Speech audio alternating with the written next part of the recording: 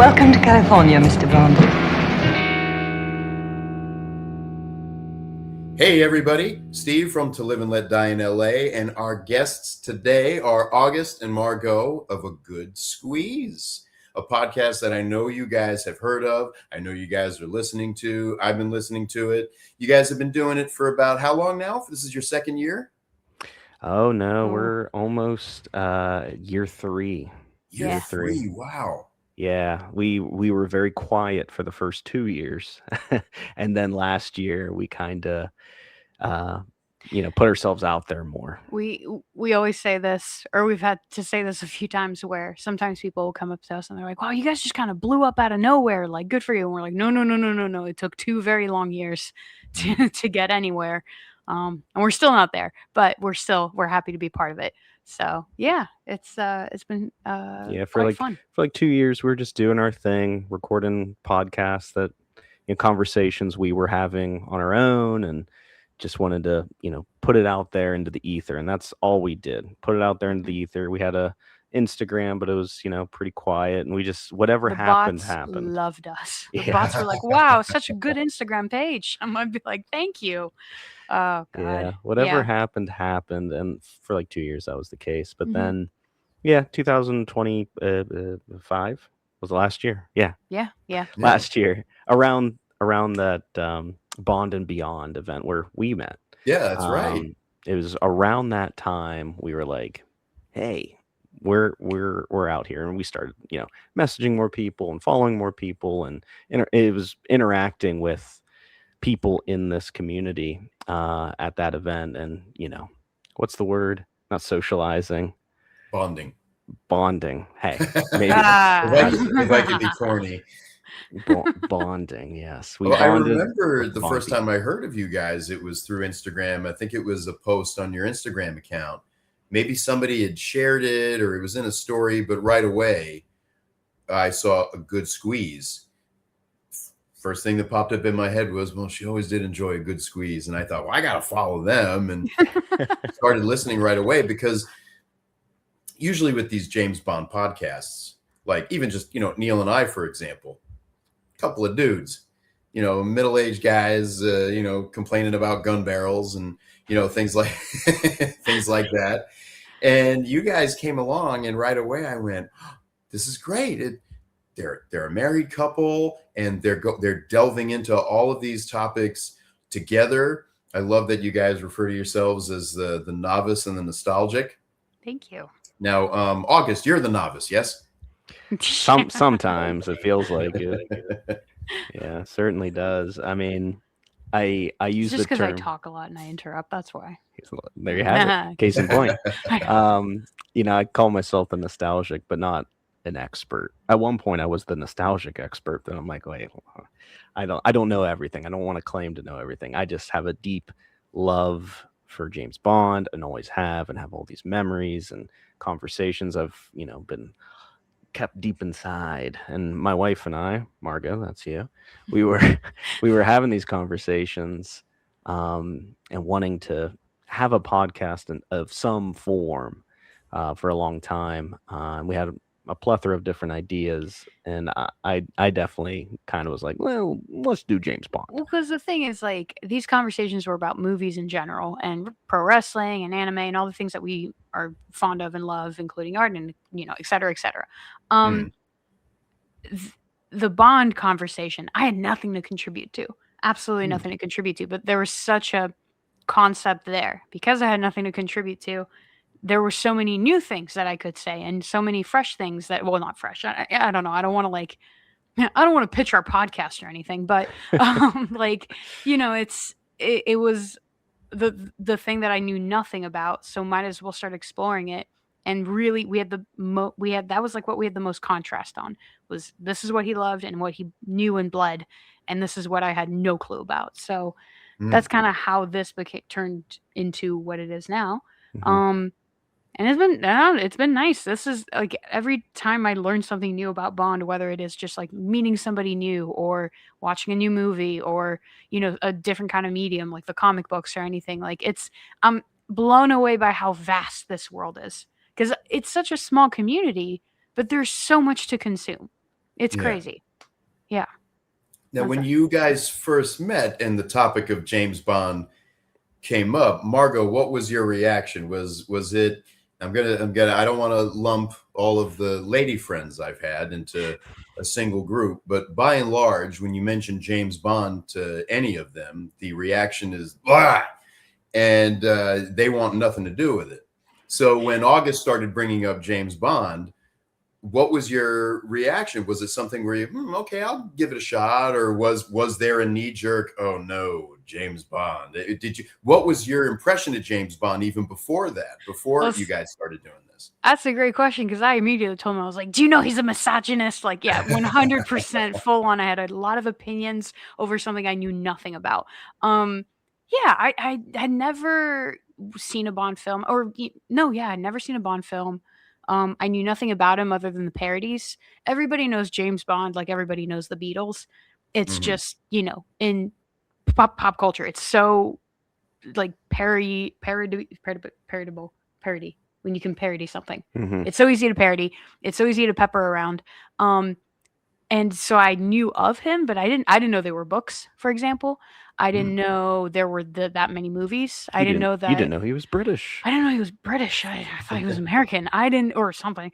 I didn't know there were multiple portrayals. I thought it was like old movie, new movie, because I knew Daniel Craig was one of the Bonds, but I didn't know. I only thought there was like an old guy and a new guy, Yeah. but I didn't even think about that. That's only if somebody ever like questioned me about it, and the first time that ever happened was when I met August.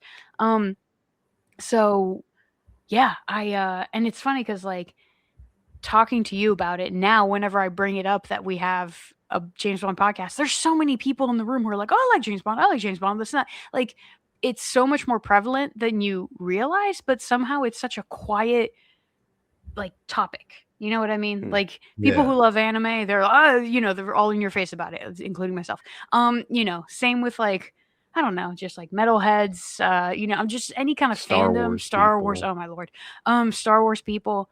But like Bond fans, it's such a subtle thing because it really is like a lifestyle, way of life, like an admiration. There's something really sophisticated about it, even if Yeah. you're like, someone like, us, just some average schmoes. And um so really like when he first brought it up, I had just no interest whatsoever because I was like, did you know he doesn't like women? And I'm a woman, so there's, just it's great to mansplain something to your husband of something he loves. And at the time we weren't married yet, but yeah, so it was definitely a knee-jerk reaction. It was a very big knee-jerk reaction. It was a Margaux PowerPoint. Yeah, Margaux Yeah. reacts big. I give big opinions and big reactions, and the bigger the Nice. better. Yeah, but eventually, it just if you give anything a chance, as long as it's not hurting anybody, you're bound to like it. Exposure and appreciation are something that is just so easy to do. It's worth doing. And that's kind of how we ended up here, where the first movie he ever showed me was Live and Let Die. And Really? yeah, I was going to ask what your first one was. it was Live and Let Die, yeah. I wasn't a fan. Again, I was very much like, did you know this is racist, August? Like, and stuff like that, which I've grown and not okay. This is It's a spicy. It's a spicy topic. It's a spicy one. And I was telling him how spicy it is. And like, he had never even thought about it. And, it wasn't the right start. And then the next one he showed me was Casino Royale at 11 p.m. at night. And I fell asleep. And then we tried again, and he showed me GoldenEye. That one I was on board for. That was the right one. But mind you, I'd like to point out I gave it 3 chances before completely, knocking it down. But yeah, so GoldenEye was the one. But it was nice because in those first attempts, I got a good glimpse of like, here's what Bond can look like. Here's 3 good examples, all very different. In just the way the movie is made, in the acting, the relationships, the main message, the main allure of each movie. And yeah, here we are now, I guess. That's what was the awesome. Question? You answered this is perfect. So third one was The Charm, it sounded like. Yeah. Absolutely. Third one was The Charm, and then we went back to Casino, tried it again. She really enjoyed it, and then we just stuck with Craig. Went through all those, and peppered in some Connerys and a couple other Rogers here and there. But then we decided to do this podcast, and through the podcast, we watch a movie and talk about it. I give my, memories and some factoids, and Margaux gives her either initial thoughts because she had never seen it before, or maybe for example, we just did Skyfall on our show semi recently, and Margaux had only seen it once, and it was like almost 6 years ago. So it's kind of like watching it all over again. But Yeah. I like to curate, set the table, as I say, set if they drink, Miller High Life in the movie, we're drinking it in real life. I don't think they ever do that in the movies. They do it in the book. I love they the drink theme. They drink Bud Light or Budweiser and lime. We drink that. They drink a Miller High Life. Maybe in the new ones. He does in the book. He does in one of the books. Stuff like that. I like to immerse into the movie. And it got to the point where, like, even now, as we sit, we have not gone through all the movies. Margaux has not seen like almost half of them. Yeah, we're Oh, up there. okay. And the immersion helps. It really does. It's not like we just sit down and watch the movie and he's like, "What do you think?" He makes the cocktail, he makes the dessert and the food and the this and the that. Like when we watched what's that one called with breath control? Damn it. Get you an ice cream. For Your Eyes Only. Thank you. I'm sorry. Yes. When we watched that one, he made like a charcuterie board of Swiss foods, and that's not true what either. was it? No, and that one was on Her Majesty's Secret Service. No, it wasn't. Yes. So, it was. Novice nostalgic. Now, for Your Eyes Only, there's a scene where Bond and Cristados sit down for dinner, and whatever they eat is what I made. It was like they order it off the menu. It was like prawns and some kind of fish. Oh, and Bond orders some Savoy salad or something. I can never quite figure out what it is exactly. Do a little research and looked up like what exactly they ate, and I recreated as best as I could with what I had. So, for example, and this is the little tweaks I do. He orders some kind of Greek wine, and around my area, Greek wine was not obtainable. So I just picked a nice white wine, but it was from a winery in Gettysburg, just because. Some Pennsylvanian white wine instead of this Greek wine. Just little tweaks, but still a nod, I guess. Yeah. We're squeezing James Bond into our everyday life, like really just as much as we can. Yeah. That's fun. I have the guys that I hang out with here at the house, when we're done with construction and I finish my writing stuff, we all like to hang out in the backyard by the pool and have some cocktails on a Friday or whatever. And boy, do they give me guff about James Bond and whatever it is. It's just, yanking my crank about it. But there'll be times where I'll have a T-shirt on, or I'm wearing GoldenEye socks, or one of my Londons, and I don't bring it up, but then someone will go, they'll notice the socks and go, "Are those James Bond socks?" And I'll go, "Yes, they are," and because I'm having fun. That's the whole point of it. It's putting on the color coordinating your NATO strap to the whatever it is you're wearing to your socks, come on, it's all part of the fun, and that's. I mean, I know for us Bond fans, when we watch something like the other day, we were hanging out by the pool and I put on my camp collar shirt. So I put Thunderball on my iPad in the kitchen. So anytime anybody went into the kitchen to make a drink, there was Thunderball. And so it kept the inside and the outside going. And I love that. And of course, a few people will be like, "Why you got a movie playing in the kitchen if we're all outside?" And it's like, because Connery vibes in the kitchen. That's why. He's keeping you safe no matter where you're at. Yeah, sometimes it's just nice to play. That's what it is. It's just like you have that play instinct. If someone's like throws you a ball, you don't catch it. You don't let it drop and say, "Why'd you throw a ball at me?" You catch it and then you throw it back. Throw it back. Yeah. That's the game that we're playing here. We're gonna have the movie on here, and we're gonna have the movie on there. C'est la vie. If you're not happy, you can go home. I love these movies, right? As we all do. But doing this concept and curating an evening to the movie has been like really, really fun. Whether it's making up a recipe for something to accompany Skyfall, or making stuff directly from a movie like Diamonds Are Forever. It's been really, I don't want to say rejuvenating because it never went away, right? But it makes it fresh. It makes it feel so fresh again. And then experiencing these movies with Margaux, and it being her first time seeing a lot of these, it's just special to get to share something that you love. That's got to be exciting for you, August. I love showing people that I love something that's special to me that they've never seen before, and I get real excited. Like I'll be watching them more than watching the movie to see how they react. So I'm sure you're doing the same thing when she's seeing Bond for the first time. Yeah, in the past, and this is like pre-Margaux, in the past, there's been times where you share something you love, whether it is James Bond or anime or wrestling or whatever, and it's not well received. You almost get like trauma from that. And you don't want, you don't want to share these things.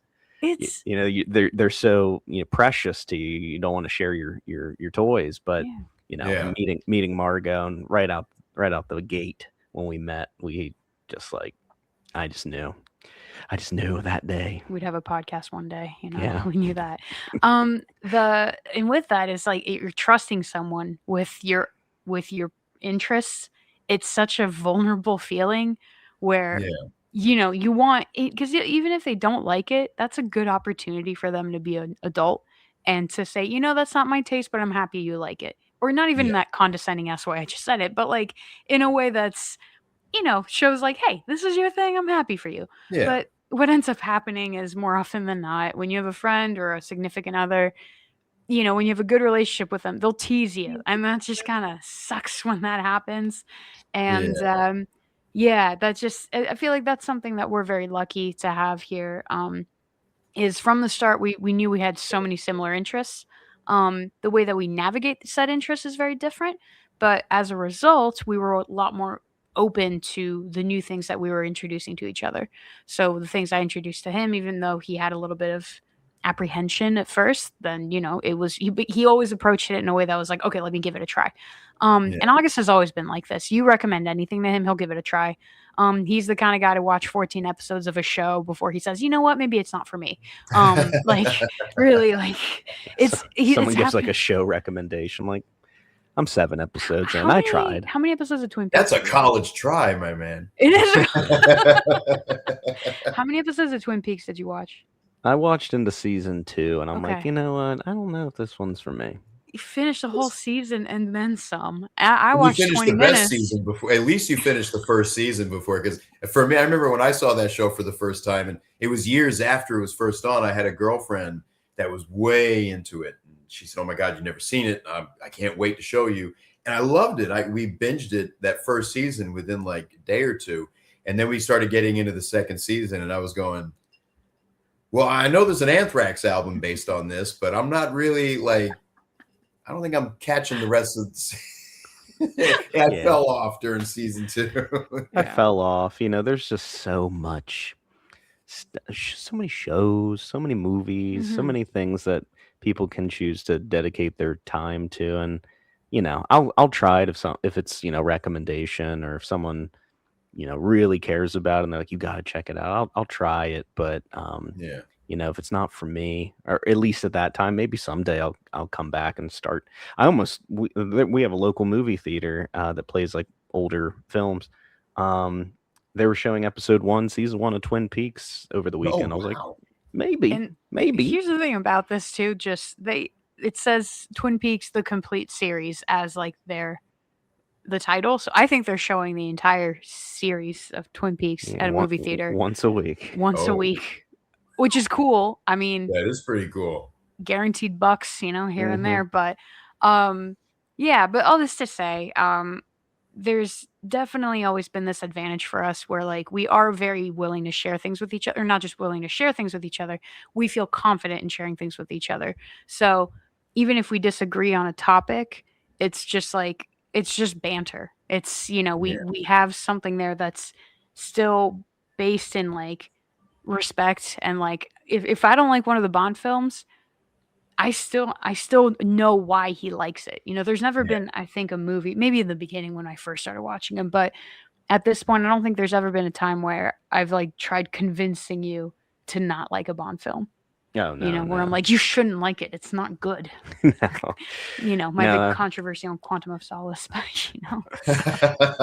it's I'll say, showing her Live and Let Die as the first one, it was not well received. We'll say that. Yeah. But we have since watched Live and Let Die again, and I think we've seen it 3 times now. And yeah, I might be speaking out of school, but I do believe you do enjoy it now. So here's the thing. I used to really not like Roger Moore. I did not like his thing. I thought he kissed like a fish. I think he like just holds his gun funny. I don't like how he is I did not like how he was as individual. I thought he was a little too old. I thought there was just like a little too much of that, like, let me look in the camera and wink kind of thing.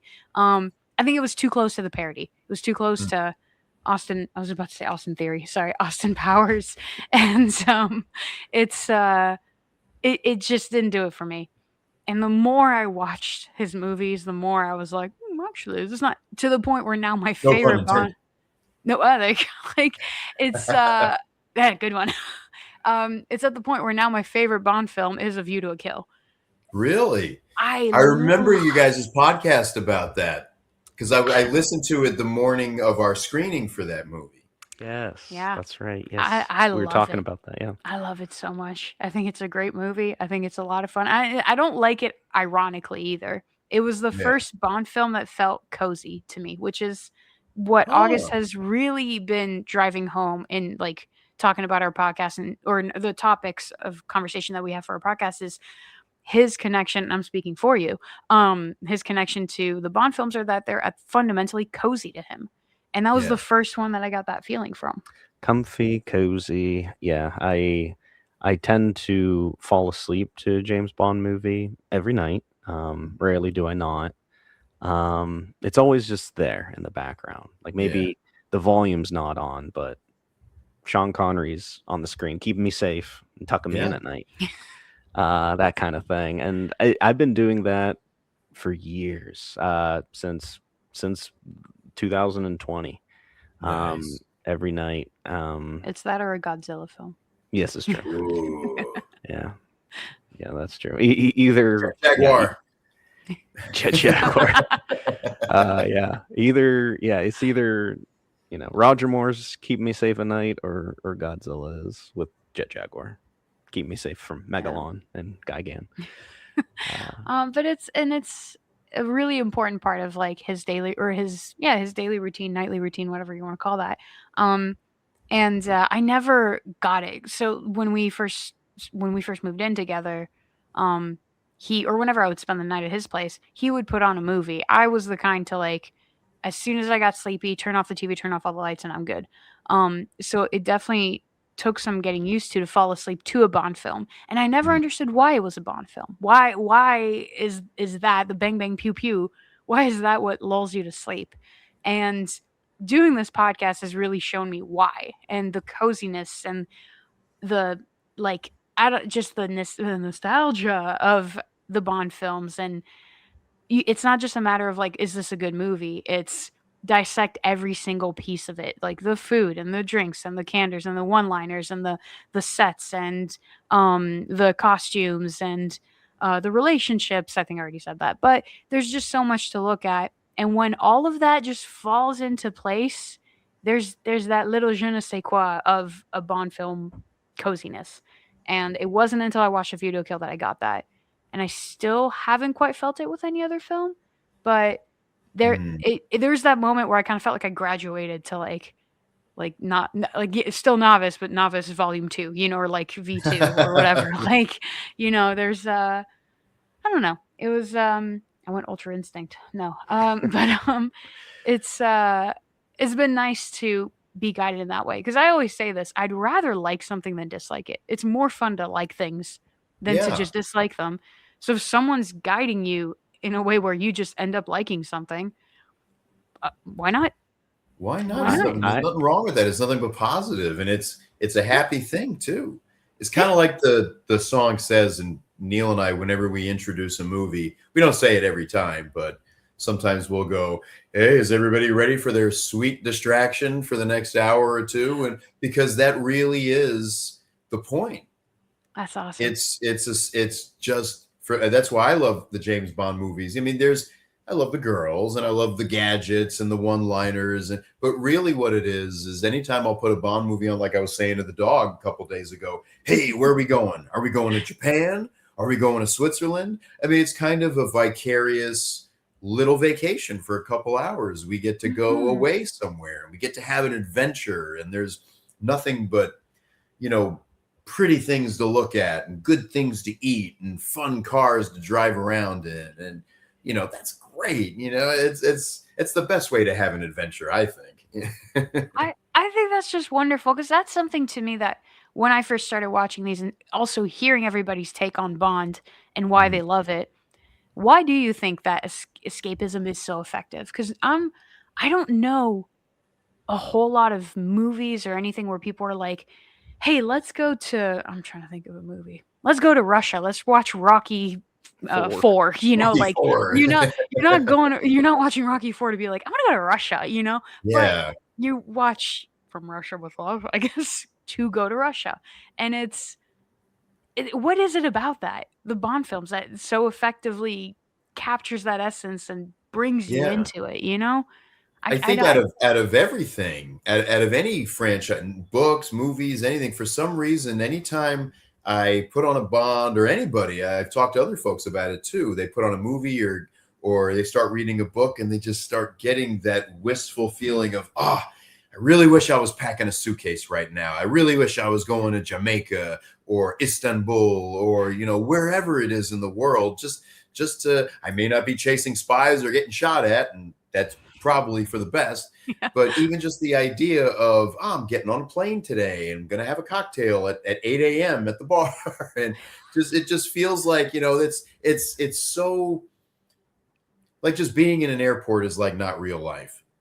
Having a martini at 8 o'clock in the morning, and, anywhere else it'd be, man, I shouldn't be doing this. But you're at an airport and you're like, time has no meaning here. I'm on an adventure. I'm James Bond right now. We're traveling somewhere. And a lot of that too, I mean, you guys know that especially early on in the Bond film franchise, people weren't taking plane trips like they are today. It was a very, very niche thing for the very select few that could afford to travel like that. So especially in Dr. No and From Russia with Love, they had almost identical travel sequences where the plane lands, you got the guy in the tower going, plane landing Istanbul, welcome, and then Bond going through the airport and getting picked up in a car. It's because nobody could experience anything like that, and now that people can, it's almost like going back, instead of the movies not showing that anymore, the movies are almost even though they don't do it like they used to, there's still, I get a sense, or always have gotten a sense ever since I was a kid watching these, that they're travel movies. If you go anywhere, even if you're not going somewhere where James Bond is going, like if ever I'm getting on a plane the next day, I'll be up all night excited to get on that plane, and I'll watch nothing but James Bond movies because he's always traveling. And it's just, it's kind of hard to put into words almost, but I hate to use the word vibes all over, over and over again, but that's really what it is. It's that mood. It's that kind of feeling, that atmosphere of sitting back and you're on a plane and you got a nice, little sport coat on, maybe you're not in pajamas, you got a martini. It's the kind of the classic days of travel, which a lot of people, younger people too, folks that are around like our age, your age, they really, I've noticed whenever I've been traveling, younger folks are the ones that are getting dressed up. and kind of getting into the idea of, oh no, this is what like my grandparents used to travel like. They put on a suit. They maybe not a suit, but they dress for the trip. You're right. And they make the trip special. This guy, that's a good way to put it. That's what because it needs to be special, because it's not just about the destination. You might as well, you're going to spend 14 hours on a plane. Might as well make it your little experience, because this guy, you have your plane outfit. I do have my go-to flight outfit. It actually reminds me a lot of like Roger Moore in Moonraker. When he's the Concorde around. You got the white with the butterfly collar. Please tell me you got the butterfly collar. It's like the black outfit he's wearing when he's like snooping around. He hangs out in bell bottoms, actually. Yeah, I was like, August in bell bottoms. I can't wait, man. I mean, I'll better wear that to the Aviator. That's right. I'll do that. I'll have some kind of bell bottom outfit. Yeah, something mid-century. It's definitely more elevated. There's the collar and the button down. It's like athleisure. It's a stretchy fabric, so it's very comfortable, very cooling, but it looks and stuff. Yeah. Slick. You look very good, and I've yet to find my travel outfit that looks slick and looks good. But you're right. There is definitely more of that resurgence of like, hey, don't wear your pajamas, but you might as well look good. Might as well feel good, because like you get on the plane, people will turn and look at you and go, hey, look at them. That guy. Wow. Hey, yeah. Who are they? Yeah, they'll whistle. They'll go, woo. But I will be wearing that outfit when I journey to Gatherall West. That's right. Oh, nice. Hey, I don't know how much time that we're all going to have like separate from the Gatherall stuff when you guys are out here, but I got a really slick Godzilla board game that no one wants to play with me out here. So. Is it the one that has like the rules are like this thick? No, it's the Funko one.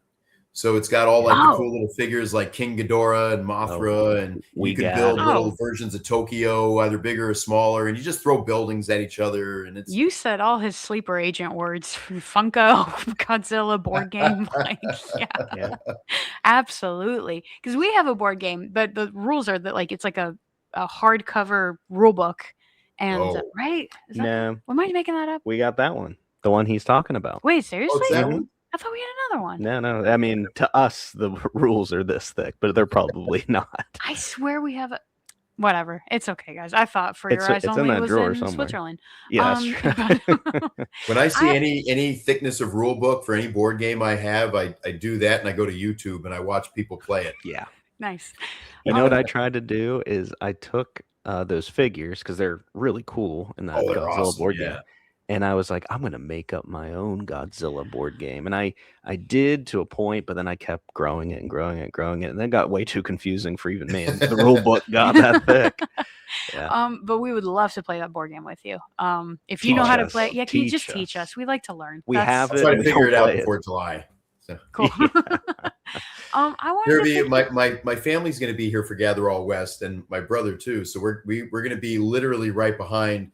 For that weekend, right behind the Culver Theater, we're going to be at the Pali Hotel.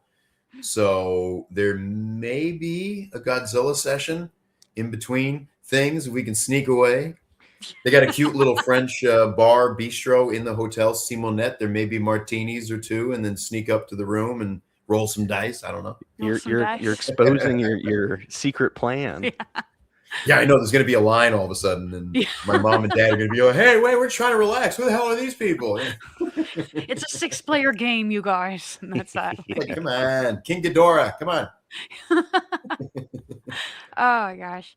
I did want to pick your brain about Gatherall West, though. Yeah. Just how did this idea come to fruition?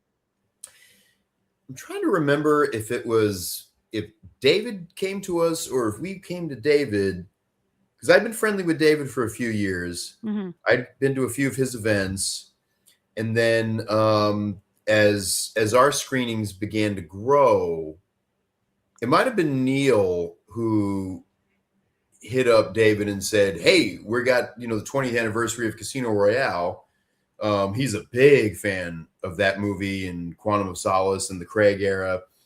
So we thought it'd be kind of perfect. Nothing like that has ever been done out here out west. And there's not just out west, but even folks that are a little closer to California than, say, the East Coast. For years, they've been going, hey, is there going to be anything closer to us like Gatherall that's happening? So it was really just the kind of thing where, yeah, I don't really remember who mentioned it to who, but once it was mentioned, all of us went, yeah, this is perfect. And we're going to be making more specific announcements with David throughout the month. We've got like there are some pretty big bond brands that are going to be working with us and that are going to be at Gatherall West. I'm not going to say which ones just yet.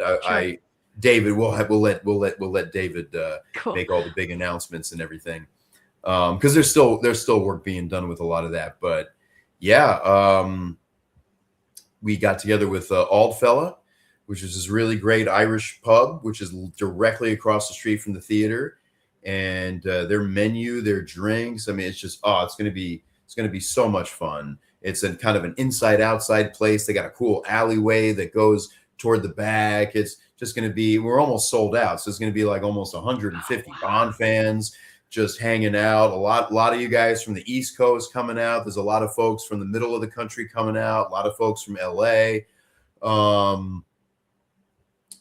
That's so cool. Yeah, and yeah, once we started talking about it, the ball started rolling, and it just kept happening. And it won't be too dissimilar from any of the other Bond and Beyond and other Gatheralls that David has put on. Joe Darlington is going to be there with his sparkly coat, and he's going to be doing the trivia.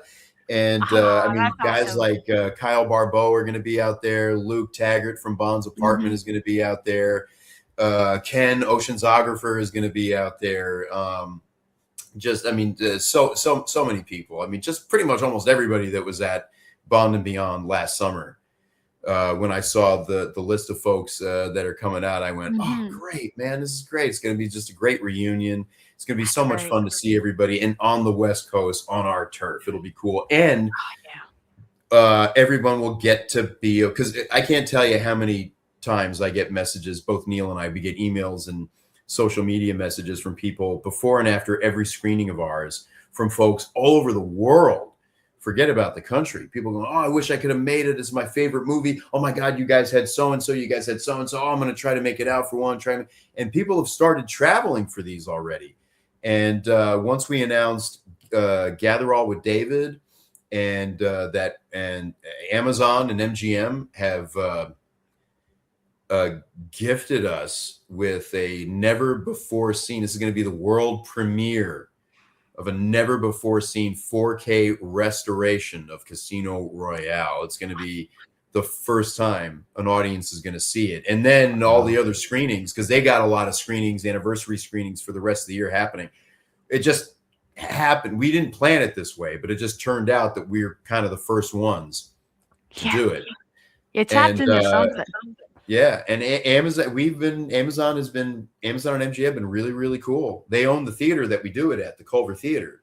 So we just kind of lucked into having all these Bond movies and having them at our disposal, and just having the theater to put these things up in, and to have put our pre-shows and bring our guests and have cocktails. They let us, hey, you guys want to do themed cocktails? We got the bar, we got this.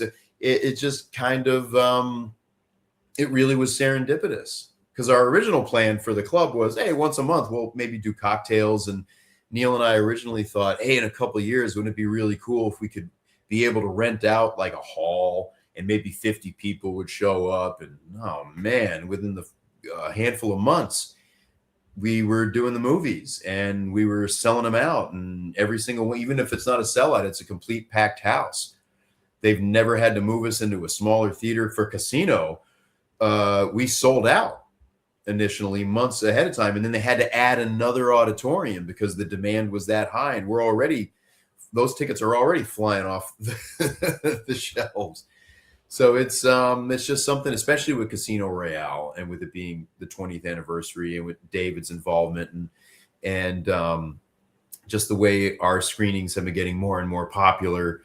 It felt almost in a way that it just kind of happened on its own.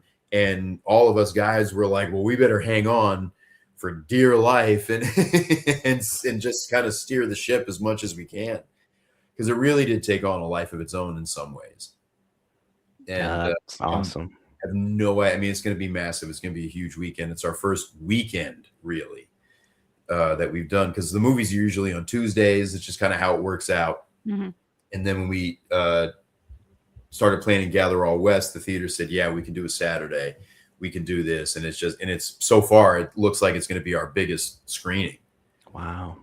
Which, I mean, we thought Thunderball was going to be hard to top, with Luciana being our guest, and it was a sellout and everything. And it was, oh my God, it was beautiful. We had it was the first time I had ever seen that version of the movie. It was the British version. So the music at the end was different. And one of the lines of dialogue in the Shark Tank was different. And, you know, people are like, whoa. And so that was exciting. And then when we did Majesties at the beginning of the year, that was huge. And we thought, well, it's not going to get much bigger than this. And then we did For Your Eyes Only, and had Bill Conti and Lynn Holly Johnson, and Matt Field helped us out. And his girlfriend works with a PR company, and she had her team come in and handle everything for us. And Amazon and MGM gave us security for the night. And I was, oh my God, that was a massive night. So I can only imagine just how bigger and more exciting Casino is going to be, especially with all you guys out there. And as I can't wait. I really, really can't wait. Listen, and that's the weekend that the only thing I'm afraid of is that weekend is going to go by so fast. Yeah. That, you know, before we know it, it's going to be over. And did that actually, every time we do a screening, I always turn to Neil and go, did that really happen? That happened? We did that. We put so much work into it, and we plan and edit the pre-shows, and Neil's emailing people, and I'm talking to the girls, and we're getting everybody together and wrangling people, and then all of a sudden the night's over. Yeah. And our thing is always, well, that turned out okay, because nothing bad really ever happens, thankfully. Because we're always kind of prepared for the worst, just in case. But everybody's always fantastic, and our guests are always great, and the people that come are always nice. And I've never been thanked so much in my life. And both Neil and I, and we always still feel while doing these, it's like, well, we're just showing you a movie. We like it too, but you're welcome. Hey, listen, I'm excited for you, and I'm really excited to see what this Gatherall West truly becomes. But I'm excited for me and Margaux, because we're really excited to come and experience it. And we just, for our stuff, like whenever we go to these events, we like to make like little videos and just capture the moment. We intend to do that and just kind of like chronicle our experience. And I mean, selfishly, obviously, we're like, we can't wait to have fun, because this is going to rule and it's going to be so cool. But obviously, it's just so neat to know like the process and how much work you guys put into this, and how like the labors of love, and what you do for this community. And it's just, again, this is why it's cool to just be part of this community, is because it's all out of, hey, play my game with me. You're throwing the ball and people are catching it, and they're throwing it right back at you. And it's so cool to see that on a larger scale, because it's always on those big events in general. You just show up and have a great time. You don't think about the people who are behind the scenes making the experience so much better for you. And it's so cool to see that you're doing that for people. So thank you for doing that. You're welcome. And thank you guys for partaking and supporting us. And we can't wait to see you guys. Can't wait. Can't wait to meet you in person. I know. We briefly met. I know August and I. Here's an embarrassing story, and I'm gonna tell you guys this real quick. So last summer, at David's Bond and Beyond event, the night before, I had 2 martinis with my friends Ricardo and Matt, and then we went over to the David's tasting event, and that's where everybody was, and we're all hanging out at that point. And Kenny goes, "Hey man, what are you drinking? You want a drink? Let's go inside and grab a drink." I'm like, "Yeah, let's get a drink." And I didn't have much to eat, so I had one more drink with Kenny, And it was fine, but everybody was saying goodnight. And I was like, well, this is a really expensive drink, so I'm going to guzzle this now. And then my brother and I get in his car and we go off to the hotel. And I remember the car trip to the hotel, but then next thing I remember is waking up and my brother going, "You all right? You doing okay? Everything cool?" And I'm like, "Yeah, why? What's the matter?" He goes, "Because you were not making any sense last night when we got back to the room." And I was like, oh okay. And So but I felt fine. A little fluffy in the morning, and we went and had our continental breakfast and had bacon and eggs, and had a full stomach. Felt fine. Then we went to Joe's book signing, and I had one beer, which was very, very good, and then the pizzas came out and the food came out. So I had like maybe 3-4 slices of those pizzas, which were great, and then I had like one of those buffalo pizzas, which suddenly did not sit well with me. No. So for literally the rest of the end of Joe's book signing all the way through the happy hour until the last 15 minutes of Thunderball, I felt like I was gonna barf the entire time.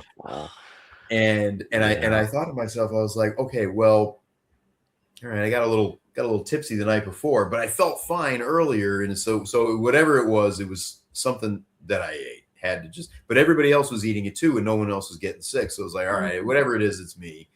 I must have okay. So it's just club soda for the rest of the night, and I'm taking it easy and just trying to settle my stomach. But then I'm meeting all these people that are like, "Hey, you're Steve from blah, blah, blah." And I'm like, I don't want to leave. I don't want to be like, "Excuse me, I'm not feeling well," because I don't want to accidentally insult anybody. And I just felt so spaced out and out of it, and just talking to people the whole time going. Just trying to be cool. And then at the end of that night, after the movie, everybody kind of went to the bar again for like a little late night tipple, and I'm there, and I'm just kind of, oh, the night is over, thank God. Oh my God. And August comes up to me and he goes, "Hey man," and I was like, "Hey, you're August. I'm Steve. I wanted to introduce myself." And he goes, "Yeah. We met yesterday."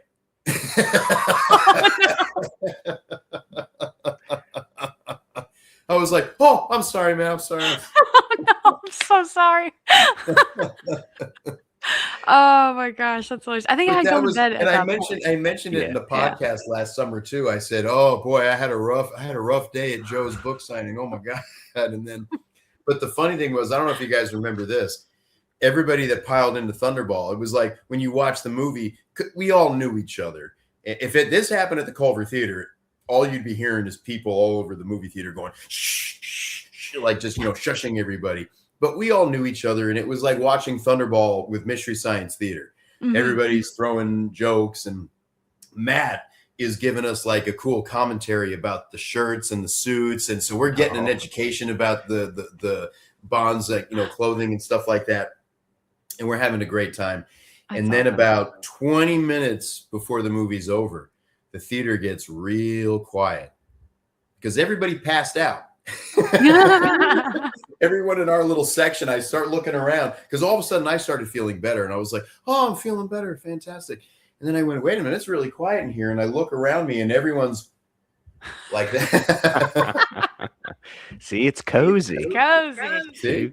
Too cozy. Luciana even told us, she pulls Neil and I aside before our Thunderball screening, and she goes, "Boys, about 15 minutes before the movie is over, I'm going to go to the bathroom and, get ready for the talk and the Q&A," because she goes, "I've seen this movie 1,000 times, and the last 20 minutes is so boring. All the underwater stuff, as I can skip it. That's amazing. Oh, that's so good. Shoot. I guess I don't know if you remember this or not, but we did meet you, Margaux and I, very briefly, but it was pre that buffalo chicken pizza or whatever it was. Oh, okay. It was right at 11 o'clock or whenever that was. We came in, and you were one of the first people we said hi to. We didn't know we didn't really know anybody in the room, right? Oh, was this when we were just like randomly shaking hands with people like, "Hi, I'm Margaux." Yeah. Okay, yeah, I'm so sorry. And when I said I can't wait to meet you, I can't wait to hang out in person. That's more so what actually I'm saying. Like hang out. Yes, yeah. yes, not like hello.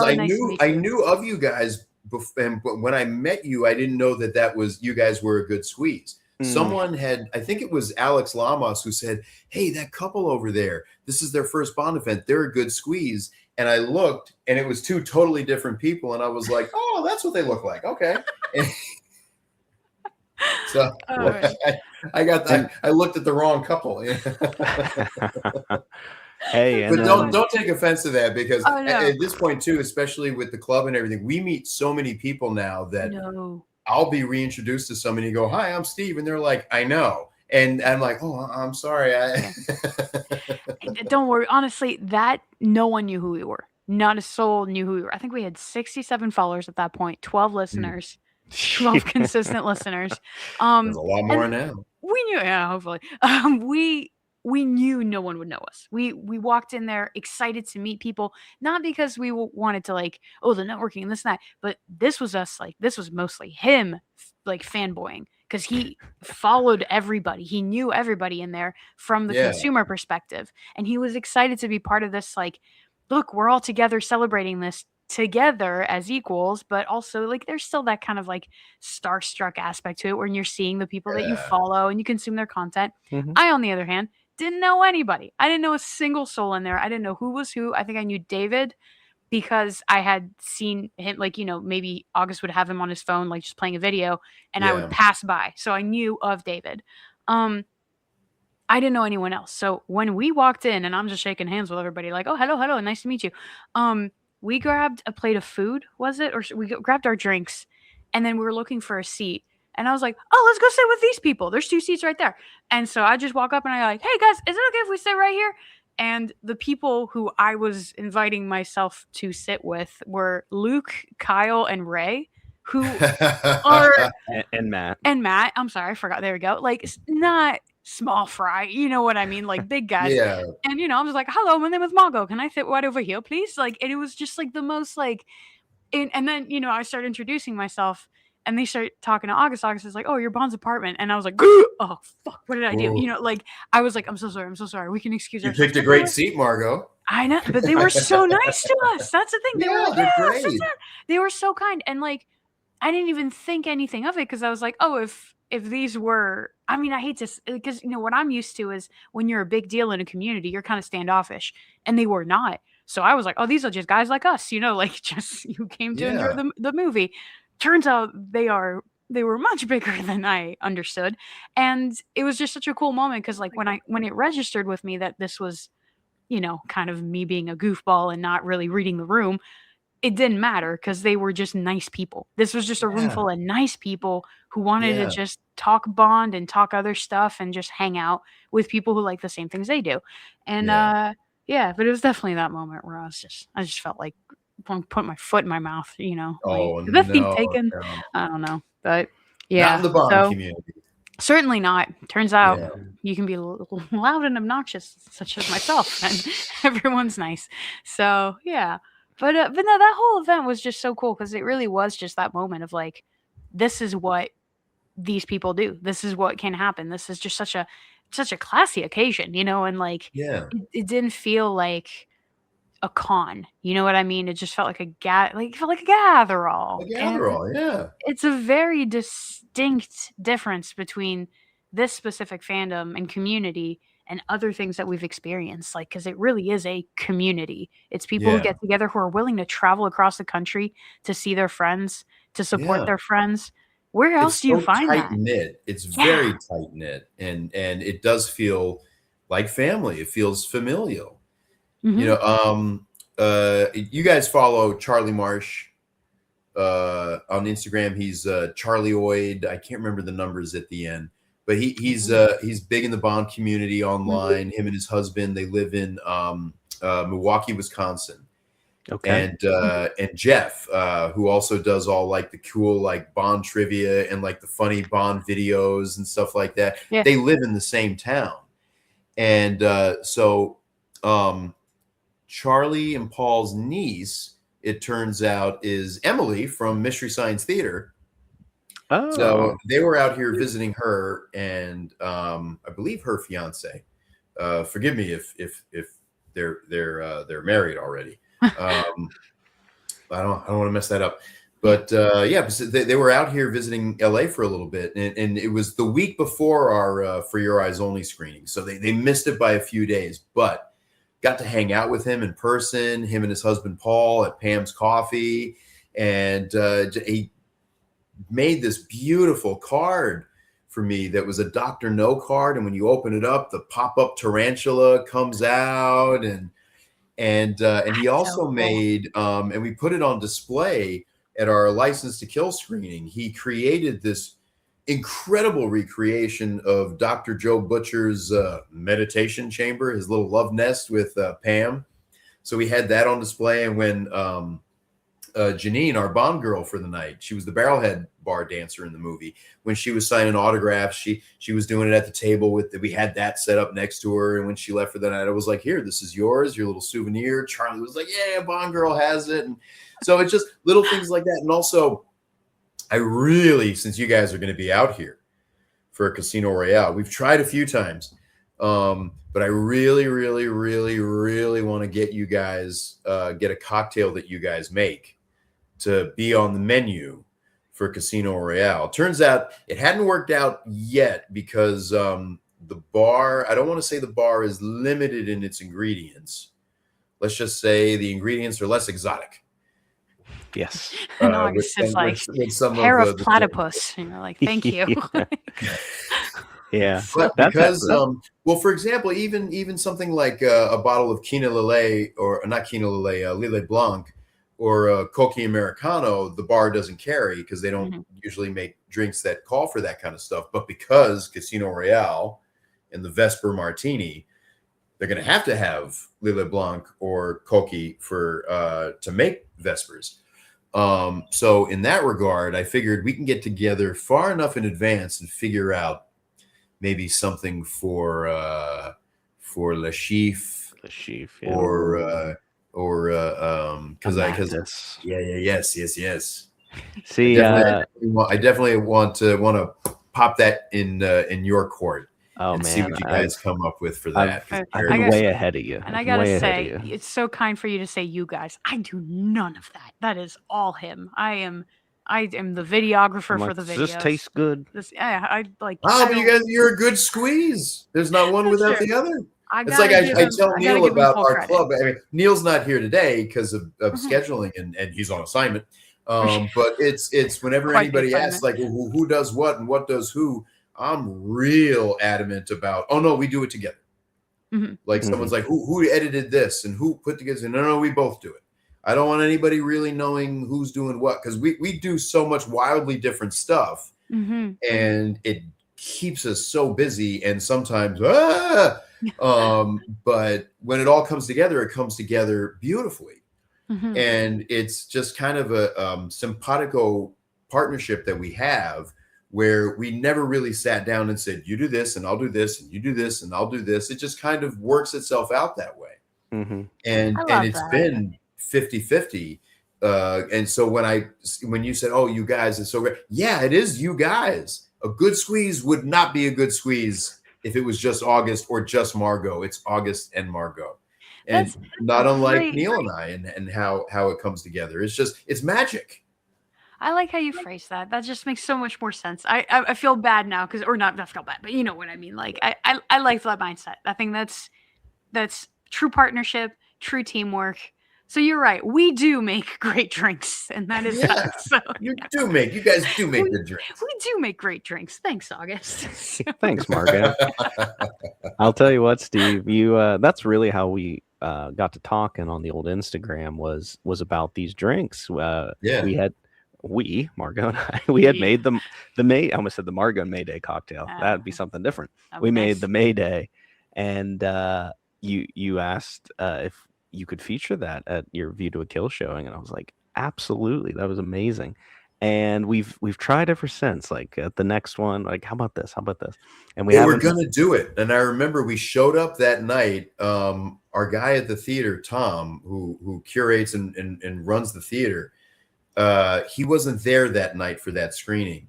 And the theater was great. Everybody knows what they're doing. This isn't a complaint or anything, but when Neil and I showed up that night, the cocktails, the menus, and everything, it was like, oh no, nobody quite really knew what was going on quite just yet.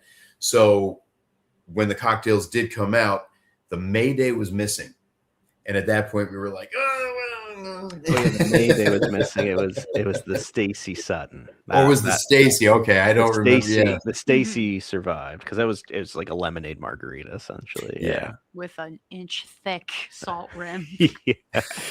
I'll tell you though, like even License to Kill, I had like, just in case, I curated something, but we never touched base on that one. But for Casino, I have been, just in case, thinking of either a Le Chiffre or Solange, or perhaps. Oh yes, something. We usually end up doing 3 drinks. It used to just be 2. We would do a martini, and then we do something for the Bond girl in the movie. And then when we did Thunderball, and that was such a big night, we were like, well, we got to do an extra drink. We got to do a third drink because there's the Rum Collins. So we did the martini, the Rum Collins, and then we collaborated with David and Anthony at License to Queer, where they created Fiona's Last Kiss. Oh. So that was the drink for Luciana that night.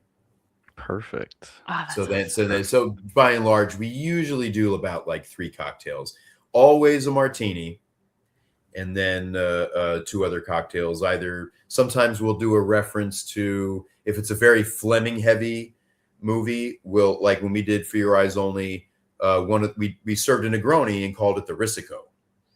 And then when we did License to Kill, I forget what it was, but we served a Man of War cocktail, but called it the Hildebrandt Rarity. That's fun. So just cool. little literary references. Yeah, in there. Little nods. I like that. That's really cool. But we definitely want to have you guys. We definitely want to have one of your drinks on the menu for this one, especially since you're going to be there. It's the 20th. It's Gatherall. It's, come on. We'll figure it out this time. I'll bring the exotic ingredients. Hey, we'll make it happen. You'll get behind the bar. You'll be like, okay. August is going to miss the movie because he's going to be behind the bar all night. Yeah. I'll be slinging them. Yeah, I'll do it. Oh man. We'll tell everybody, hey, tip that guy $20 every time. I have a random question for you that sure. We've chatted in the past, but I don't think I've asked you. Do you have a favorite Bond movie? Oh yeah. Do you have a number one? It can change later. My number one has always really been On Her Majesty's Secret Service. Classic. I love a movie that'll give you a good cry at the end, and that's a movie that gives me a good cry. It's heartbreaking, it's sad, it's beautiful, and because it's Bond and all that stuff comes up, people think, oh, if you only know the movies, this is out of character for James Bond. But if you really know James Bond, that is James Bond more than anything else. He's a hopeless romantic. He doesn't want to be alone. He wants to be a one-woman man, and he wants that one woman that's going to get him and understand him. And then, he finally falls in love and she's taken away from him. And that just, I don't know, that really speaks to me. And there's also the kind of subconscious, wistful aspects of, I was born in Wiesbaden, Germany, and spent the first couple of years of my life going all over Europe with my mom and dad. And I don't remember Switzerland, but I've been there. I don't remember being at the top of the Zugspitze in Germany, but I've been there. I've been to the Alps. I've been to here and there. And so when I first saw that movie for the first time when I was in high school, I just started getting these kind of almost homesick feelings with the mountains and Switzerland and the whole setting and everything and the music. And it just felt like, this is James Bond, but it's like I've come home with this James Bond. That's how I felt. And then years later, my parents were like, oh yeah, you've been to the Jungfraujoch and you've been here and you've been there. And so subconsciously, I think maybe my spirit remembered rather than my actual memory. And then after that, it would be Moonraker. because you've been to space. You don't remember it, but I've you've been to been there. space. I've been to space camp. I've hung on the wing of an airplane and skydived. And because of that movie literally changed my life after I saw it. Wow. I went, wow, this is it, man. Falling out of an airplane without a parachute. I want to do that. But not I've really. never seen that one, but that's the one I'm most curious about. Hey, this summer. I couldn't tell you what, if you ask me, most Bond films, I look at the cover, I can kind of guess what's going to happen, get some idea. I no clue how he gets there. How does that, How does he get to space? How does that happen? Like, what is the plot? What is the narrative? I could not guess. Well, have you seen what You this Only is Live about. Twice yet? I think. Yeah. That's And when where he goes to Japan. So remember when he dresses up as the astronaut, and you can even see in Connery's face, it's like the little bit of acting he does in that particular movie, where he goes, "Oh crap, they're about to launch me into outer space," and literally even the audience is sitting there thinking, "Oh my God, they're going to launch him into outer space," and then they stop him at the last minute. It's kind of a similar thing in Moonraker. Okay. But then nobody stops him, and then everybody's like, "Stop that astronaut!" No spoilers. No spoiler. That's not a spoiler. That's so good. Yeah, that one's an interesting one for both of us because that's Moonraker's might even be a top fiver for me. I love Moonraker, always have, but it's kind of. It's been getting a lot of love lately, but it's for the most part. I think the world caught up with that movie. But you agree though, like most people, fans of Bond or not, or like that's a low one, that's a stinky movie, one, man. yeah. So I've always liked Unwanted Things, and hence not true. no,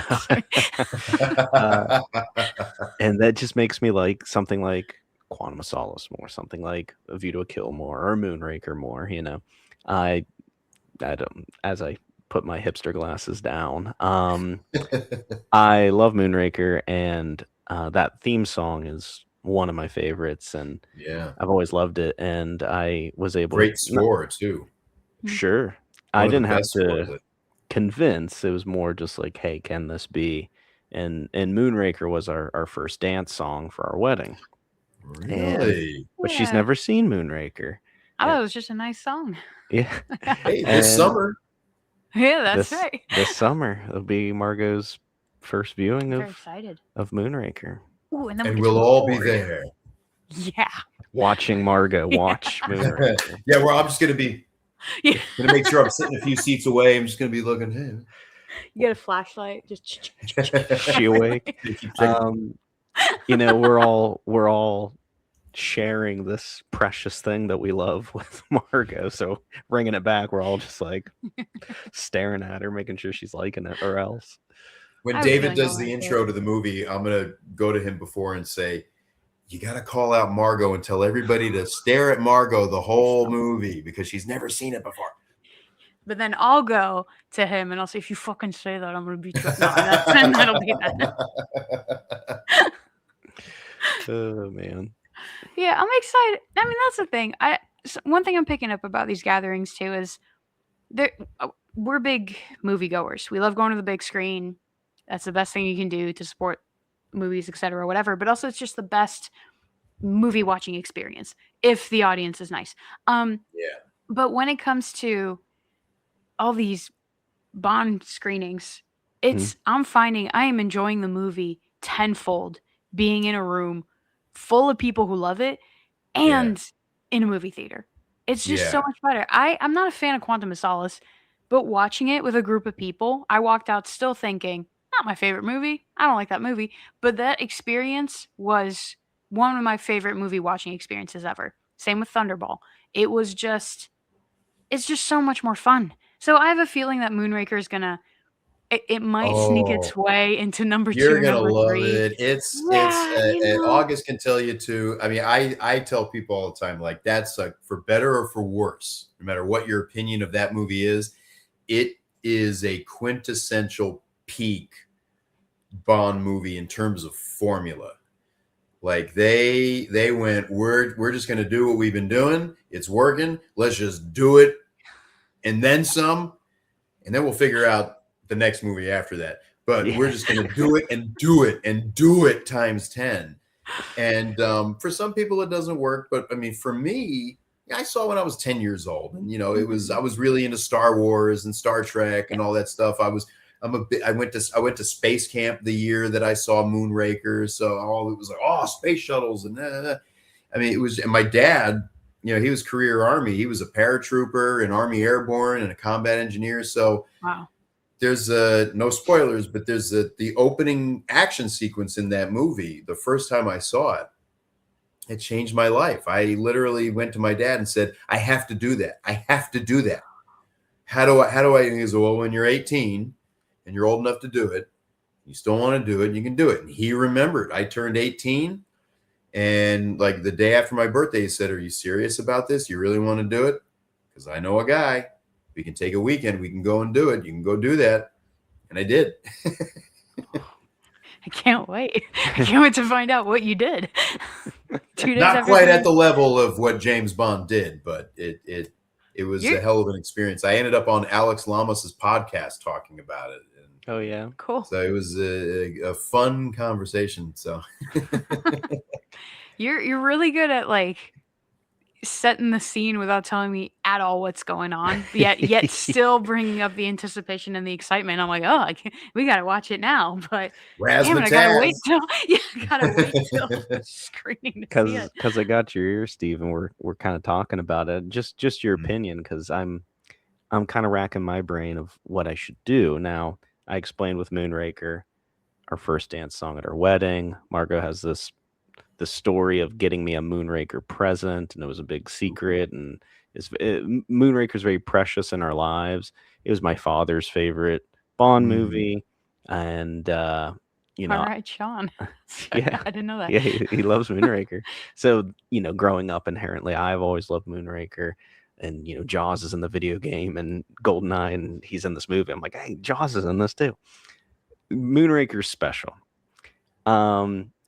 Do I show Margaux Moonraker in our home with the good squeeze setting where I curate the night, make it special, just her and I share this movie, this first time viewing? Or do we wait until the Moonraker screening with the room full of Bond fans where it's just like as potent of a Bond fan experience as it could be? Tough. Of course, I have an opinion, but go ahead, Steve. That's actually a tough choice, because the curating, the in your home, that's a special thing, and I know you guys make it brilliant and memorable, and then there's so much from that movie on the big screen for the first time. Like just that opening sequence. Yes. Oh my God. Yes. Like that might be worth the wait to see that on the big screen with a drunken theater full of Bond fans. That's what I was thinking, because Moonraker is definitely our favorite by circumstance, or not a favorite. Sorry, it's precious by circumstance. Yeah. It was our first dance, me not really knowing. I knew it was a Bond theme by the time we got married, but he had pitched that to me when we were dating, and he was like, this is the song I want to be like our first dance. And I was like, oh, okay, yeah, that sounds good. Circumstance. The present that I got him was, we were at the Exchange, which is, just a used movie. Like Rasputin. You remember Rasputin? Okay, yeah. Yeah, it's Rasputin on the East Coast. And yeah. So you go in, there's all these like used video games and movies and this and that. And August has a habit. He'll just look at every single thing individually. And I just kind of roam and wander and just, we have two very different habits. So he walked in, went to the first like glass case and just started like looking at everything. And I wandered to the back, and I literally turned my head, and there was this, it's got to be like it's not a 24 by 36, slightly bigger than that. Might be a 36 by 48 poster of Moonraker framed right there. Ooh. And it was Christmas time, and I looked. Didn't see it. I looked at it. I grabbed it, and I did like, in The Emperor's New Groove when Kronk is like, that's what I looked like at the exchange. I go up to the lady at the front. And I say, "Excuse me, I need to get this from my husband." Were you married at the time? No, we were not. Because actually, that Christmas you proposed. Anyways, I was like, "I have to get this. This is for my boyfriend for Christmas. Can you help me hide it?" And then she got all like, sneaky about it too, and she was like, "Yeah, come over here. I'll help you out." And then I ran to his truck and I kind of hid it in the back seat somehow. You didn't notice it, which is crazy because it's 36 by 48. Still, like, and I'm not subtle. He knew I was doing something. nothing. But he didn't. You still didn't see it, which is crazy to me. So again, circumstance. And then just your dad. That's your favorite movie. That's his favorite movie. Circumstance. I think the circumstance of the gather. No, I don't want to call it the Gatherall, but like the Moonraker with the crowd, with the people. I think that's the right way to see it. And then we can literally the next day, we can totally curate it, do the whole experience and everything. Because you're going to want to watch it again. Yes, exactly. Right. That's what I do. We do our screenings and then I go right back home and I put the movie on again. Yeah. That's so good. Yeah. Yeah. So I don't know. I just think that would just circumstance. Let's follow the circumstances. Okay. I don't know if that makes sense. I'm envious that your first experience for Moonraker is going to be on the big screen. Yeah. And it's going to be 4K. It's going to look and sound incredible. Because the versions that David, like when he did Thunderball at the Newtown Theater, that was the same 4K version that we had at Culver Theater. Yeah. It was the British version. It had the different music at the end, the line. So he's gonna it's the same stuff that we've got out here, so it's gonna look it's gonna be incredible. That's so good. Or we can watch Moonraker on VHS right here. Oh yeah, that's right. We have two an options experience. now. That's all sets. Yeah. We got a little screen. We'll do it. We'll do it all. And I guess we'll do movie theater, Blu-ray, VHS. Yeah. Space. Mickey. Yeah, I think that's the best way to do it. We solved it. Thanks, Steve. Yeah. Well, thanks to you. You're welcome. Oh my gosh. Yeah. But no, I'm excited. Excited for Gatherall West. I'm excited for Golden Bullets. I'm excited for what's to come, what has been, what will be. And I don't know, this is just a good group of people to know. It's just a good group of people to be around. And every time we leave one of those events, like the first thing we say is like, we miss our friends, Yeah. It's nice to miss people, to want to spend time with them. Yeah. Mm-hmm. Yeah. And I'm looking forward to you guys meeting a lot of our LA folks out here too. We have a lot of really cool people out here in LA that are also, they weren't as big as Bond is out here when Neil and I started doing this and started mentioning folks like, you guys and David and Joe and Luke and Kyle and other people like that. A lot of the LA folks out here weren't that familiar with the Bond community. That was spread out all over the world. So it's getting, even as it gets bigger, it's getting smaller too. You know what I mean? Like it's still staying intimate and familial, which is nice. Big time. Yeah. No, we're looking forward to meeting new people or meeting people in person, even though we've met in person. Yeah. We'll meet in person again. Again for the first time. We haven't met Neil. How about that? Yeah. I'm excited for everyone to meet Neil too. Yeah. And it'll be nice. My family, I'm from California. I don't know if I mentioned it 18 times. But my family's out in LA, Santa Barbara, LA, and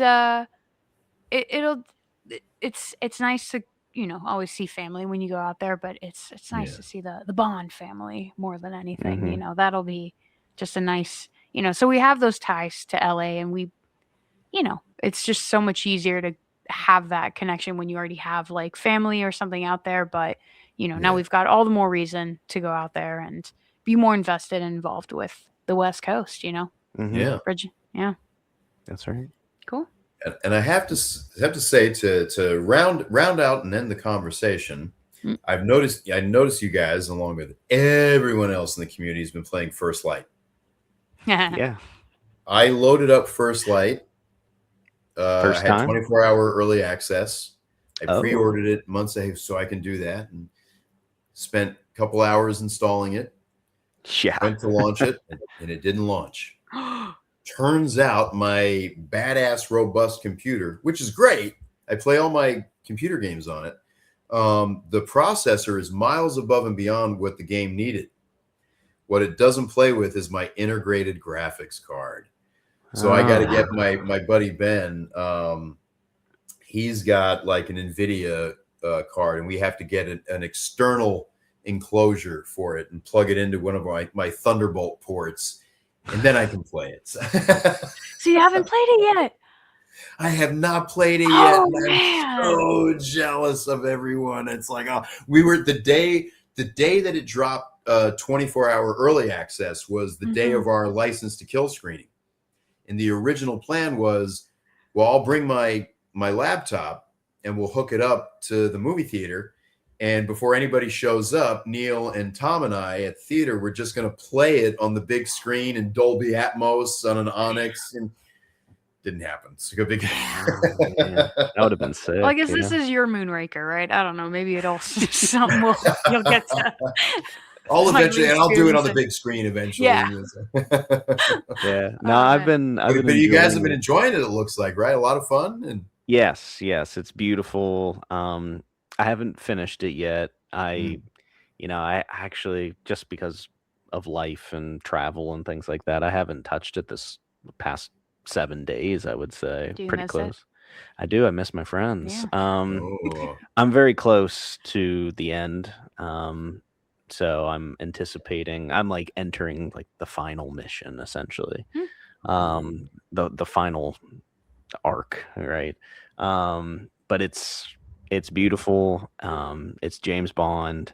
It's like I didn't know it was the modern Bond that I wanted. You know what I mean? Like, Yeah. I wasn't expecting to be like, oh yeah, this is what I want James Bond to be.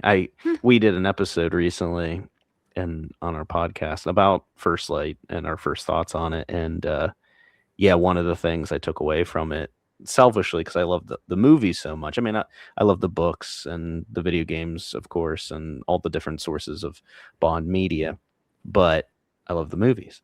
And I wanted this First Light to be a movie. Like, I was like, I mean, it feels like you're playing the movie, but I want I want Bond 26 to be that, because it's just they just hit it on the money.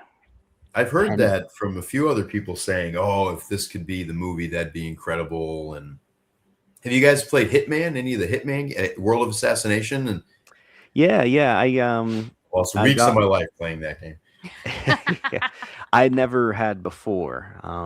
When the Nintendo Switch 2 was coming out, I had pre-ordered one. I didn't know what game I was going to get with it, though. And Hitman World of Assassins was a launch game, but I wasn't going to get it. I'd never played a Hitman game before. But then they announced they're doing that Casino Royale mission, and I was like, oh, wow. Yeah. Gotta get it now, yeah. Gotta get it now. And I did, and I was like, oh, I didn't know this is what Hitman was. It's like a puzzle game, essentially. Yeah. And I like that everybody they make you take out is really, really awful. They're just awful, awful, awful human beings. So it's actually not that bad. I don't feel bad doing this, you know. No, I loved it. I played through that whole game. I probably lost weeks of my life playing that as well. Yeah. I did that Lashif level like 3-4 times to try to get a different ending. I just, it's been the same ending every time. I'm like, there's got to be another way to do this. It's funny. The first time the general keeps killing him, you know. The first one, oh yeah, right. The first one I did, first time I played it, spoiler alert, but you know, he poisons you, and you have to like make it to this shed before the timer runs out. And I didn't the first time, and I died. And I'm like, I failed. So I hit start, restart. But you're supposed. That's what I did. You're supposed to die, but because you don't. Because then it's that like the torture scene, and then yes, Yes. Were you able to get to the shed in enough time to get the antidote? I have before. Yeah. Because they just skip the torture scene. You just go right back up, and then the general takes him in the room and kills him. It's like, hey, wait a minute. Yeah, not as good. I went through if all you that play trouble. the game and you get poisoned. Next time I play it, I think I'm just going to walk in before you have the meeting and he poisons you before the card game. Because the card game is the same every time. You just can't beat the guy. So I think the next time, just for the hell of it, I'm just going to go into the room and they're like, "Oh, there's the chief. You could talk to him," and I'm just going to bam, and then see if I can't run the hell out of there. Yeah, just to see what happens, just for something different. Yeah. Somehow you still lose the card game, but probably whatever. I like watching him play video games, and that one specifically, every time you would hit restart, I was like, you can't do that. You have to die. Like, I don't know. It's just like, it bugged me that you kept doing that. I was like, you lost. Own up to it. Be a sore loser. Just do it.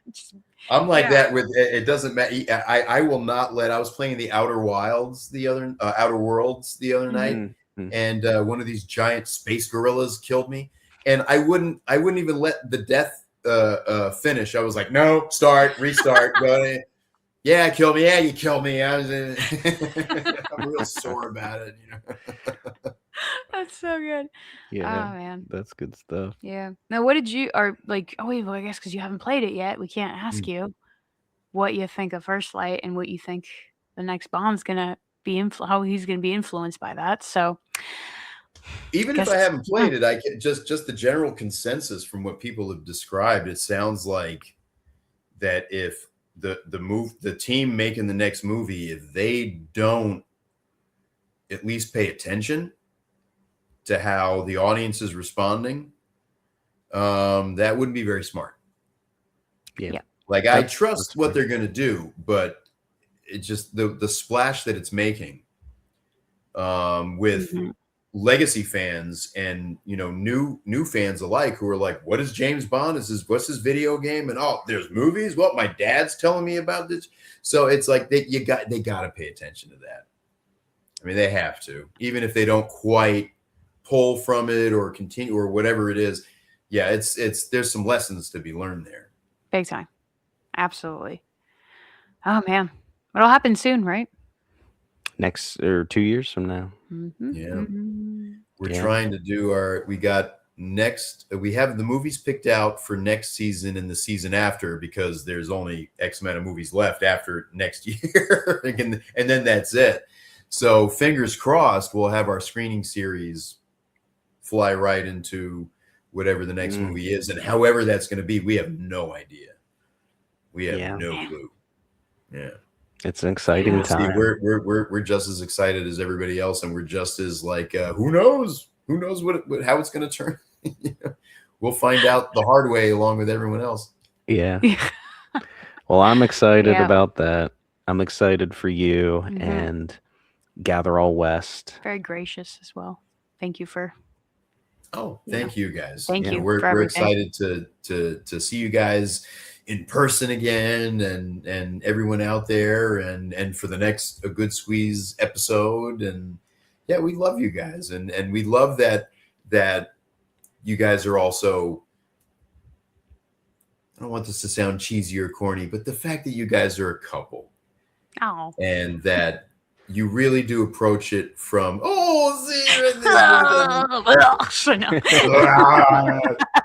but in all seriousness, it adds such an extra facet to the community. Because I mean, Margaux, we don't have to tell you, when you go into any Bond event, it's a bunch of dudes and like maybe a reluctant, significant other. Because I've met them and they've all said, well, he's really into this and I just wanted to go to dinner. And I've been told that so many times by people. But the fact that you guys have embraced this together and that you're willing to go, hey, you're really into this and I want to know more about what makes you tick. And I want to get into this too, because it's not just, oh, well, you like it. And so you are finding an avenue and your own interest within this too, and you're getting enjoyment out of it. It's not just, being along for the ride. You're really into this, and I love that. Yeah. Well, thank you. That means a lot coming from you. Like that's Oh, yeah, and obviously we have fun with it, and it's we do this because we always say like until it's not, we're gonna keep doing this until it's no. As long as it's fun, we're gonna keep doing it because it needs to be fun. So the yeah, thing is, we want to keep doing it, so we have to keep it fun. And yeah. I credit him for tailoring this experience, this as a whole, the perfect way to introduce someone to Bond. But just again, like we're also very grateful that the community that we are a part of is so encouraging and such. You guys say such nice things, like you just did, and it really does like it has an influence on us. It has a very significant influence on us. So thank you for that because Oh, I mean, when you get a compliment, you're like, oh, stop it, like, so stop that, but yeah. yeah. So But it is it's this yeah. community inspires. It's inspiring, and it inspires everybody who's a part of it. And people are like, "I'll start a podcast, and I'll do this, and we'll show some movies, and we'll do this, and hey, we'll put on the thing." And it's so much fun to see everybody do that because it just keeps it alive. Yeah. It's awesome. Yeah. And thank you so much for having us on too. Truly, it means the world to us, and it's nice to Oh, just thank you talk for to doing you it. because we talk to you, but this we finally get to talk to you, and then we'll actually Yeah, get to talk to you, and then look at that, compounds every time. perfect. Yeah, Guys, thank you yeah. so much for joining me. And I never like to speak for Neil, but I know if he was here right now with us, he'd say thank you too. And big thanks for everything that you're doing in the community and for keeping Bond bouncy and fun and just fun. Just fun. Because that's the whole point. Thank you.